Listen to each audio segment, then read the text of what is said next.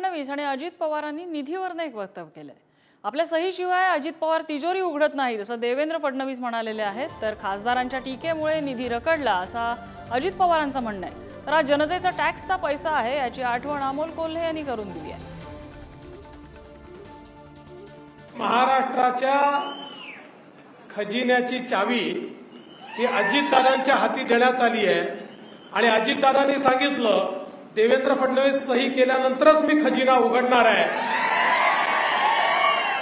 त्यामुळे शिंदे साहेब असतील, अजितदादा असेल आणि मी आहे, आम्ही तिघही आहोत। ही लिस्ट मी आजच मंजूर करतो, काय काळजी करू नका।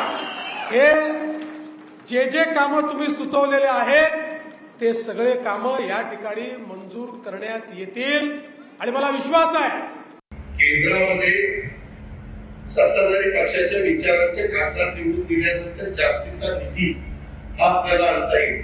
मागे काही आपल्याला शिरूर लोकसभा मतदारसंघात जास्त निधी आणता आला नाही, बारामती लोकसभा मतदारसंघात जास्त निधी आणता आला नाही, कारण उमेदवार तिथले खासदार हे मोदी साहेबांच्यावर टीका टिप्पणी करणारे होते आणि त्याच्यामुळे या समस्येला आपल्याला सगळ्यांना सामोरं जावं लागलं।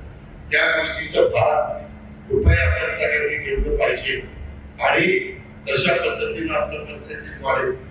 उद्याच्याला येणाऱ्या महानगरपालिकेच्या निवडणुकीचे त्या महत्त्वाच्या पदावर असताना जर सरकारच्या विरोधातला विचार असेल तर निधी दिला जाणार नाही अशी जर कोणी असं वक्तव्य करत असेल तर मला वाटतं लोकशाहीच्या दृष्टीनं हे वक्तव्य खरं तर दुर्दैवी आहे।